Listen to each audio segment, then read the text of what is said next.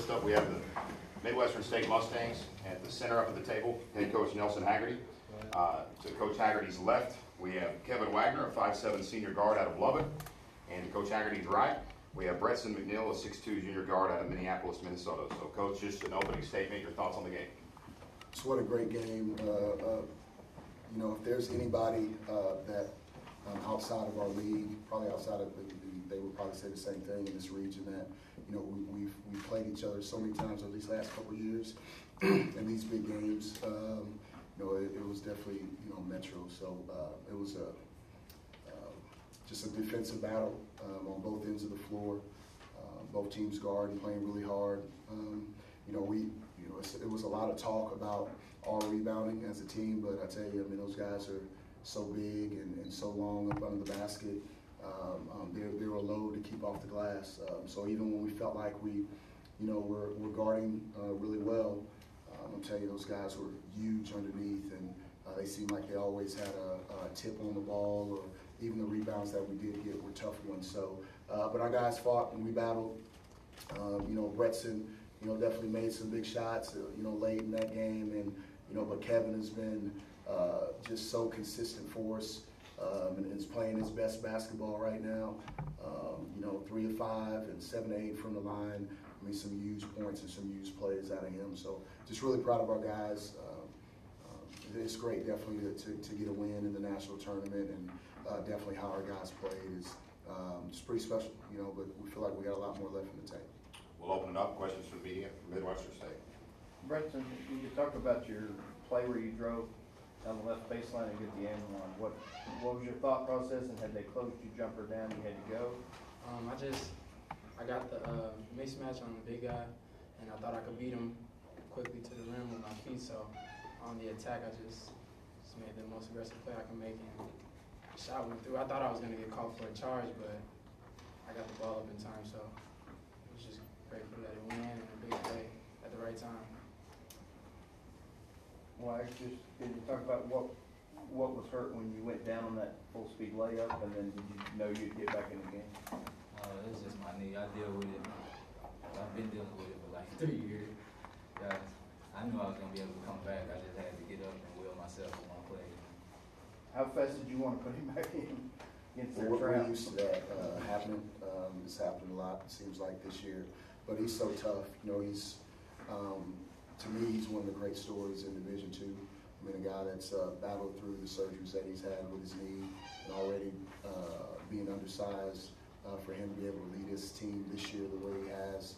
He's playing the best basketball of his college career, and just happy for the success that he's having for us. So, you know, when he falls, I'm not quick to go chase him, because I know he's going to get right back up, and he'll let me know when he's ready to go back. And of course, he did it a little quickly, more quickly this time than he has in the past. So he's ready to play.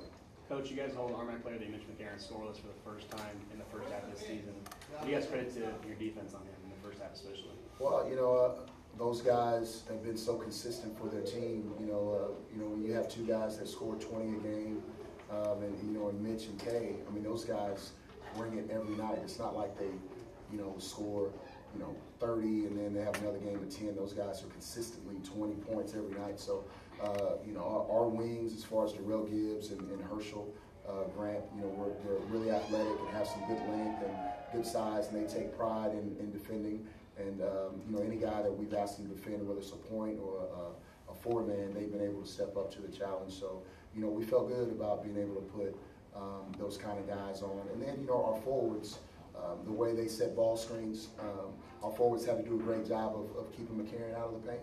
And so they slid their feet well, and the backside had to be great, so they couldn't take advantage of hitting that roll guy. So, of course, it's a team effort, but, you know, definitely Darrell Gibbs and Herschel Grant get a lot of credit.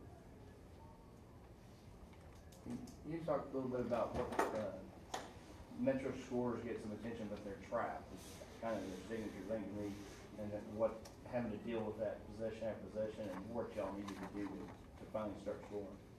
Oh, you have to have poise. You can't speed yourself up. You got to play your game no matter what they throw at you. So you just have to be solid with the basketball, and if push comes to shove, I'll just run as fast as I can. Coach, the last 2 years it was Metro State that ended you guys' season last year, and the regional final year before that, and the second round. What was key in this game? What was the difference outside the last, other than last year? What was the key this year? Well, I think playing them in the first round definitely gave us some opportunity to prepare. We played them in the regional final and the regional semifinal. So, with the different traps that they can, throw at you, they change defenses. They do such a great job of trying to get you out of rhythm offensively. So, I think we had some time to really prepare and play against that, over the week. And I thought our guys did a great job. We only have 11 guys out there on the floor, so in working, the challenge was working what they do and not losing what we do as a team as well. So I thought having that 4 or 5 days was pretty good for our team, honestly. Now, obviously, going into Angelo State tomorrow, they took care of you guys pretty good twice in the regular season. What do you have to do to turn that around? Does it help that it is a conference opponent for the second round, so you are a little more familiar with them? Well, that's the one thing is, any team that we would have played tomorrow would have been a conference opponent, so we knew both teams really well. Angelo, a super talented team. We haven't necessarily played well against them both times we played them, you're right. But our guys we feel like we're a better basketball team. And when you get to this time of year, to get to advance to the second round, you have to be playing really good. So we feel good about where we're at. They say it's hard to beat a team 3 times, and you try to use everything that you can to give you guys confidence to go in here and play. But we're ready to go, and I wouldn't go to battle with any other guys, in this region. These guys are battle tested, and we'll be ready to go. Question for Kevin. Especially in the second half when Metro got the lead, you guys were actually pretty poised at the line with Kevin at the free throw line.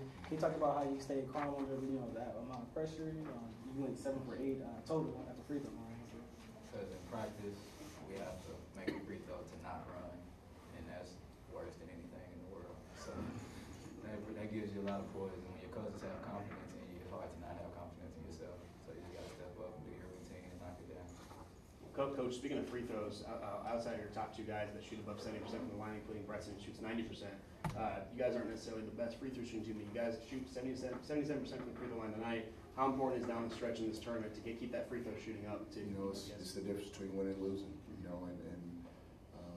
Kevin's right. We try to do different things to try to get these guys to shoot free throws as game-like as possible. Try to make them count for something, whether it's running, whether it's whatever it is. So, but our guys know that. They know that it's important to make free throws, and I know we'll be focused on making the ones that matter. So Varian came back kind of as a key part of the rotation today. Absolutely. And foul trouble. Was some of it just what you were seeing that from him that you left him out there longer? Well, I thought our last game, and watching over the film, I thought he played well, and I probably should have played him more. And I like to play our bench. I don't really want to play guys as hard as we're asking these guys to play. I don't want to play guys 35, 32 minutes a game. So I told him I was going to play him more, and if he had a great week, he needed to get prepared to play because we need him to play well. He shot the ball well. It's something that, as far as our forwards, he brings that to these group of forwards. We do a great job of pounding that ball inside, or when you have a forward that can shoot from perimeter, they can open some things up. We know he's long and athletic and good guard, so I was happy to see him have the success tonight that he had, and he's going to play. He's going to play. One more question for the Mustangs. Bretson, when you're out there and you're just hitting, obviously you've had games like that this season and I'm sure before in your career, but just how much does the confidence sort of grow with each shot where it gives you the confidence where you just know you can just throw it up? Yeah, you do. You just kind of get into a zone where every shot feels the same, and you're comfortable with getting in the rhythm and just taking the shots that everyone trusts you to take, and my teammates trust me to take those. So when I get that opportunity, it's just you just kind of go with the flow. Play for your teammates, and they trust me, so I take that opportunity to make those shots and big plays down the stretch. Bretson, Kevin, Coach Haggerty, congratulations. Thanks for your time. Best of luck tomorrow. Thanks.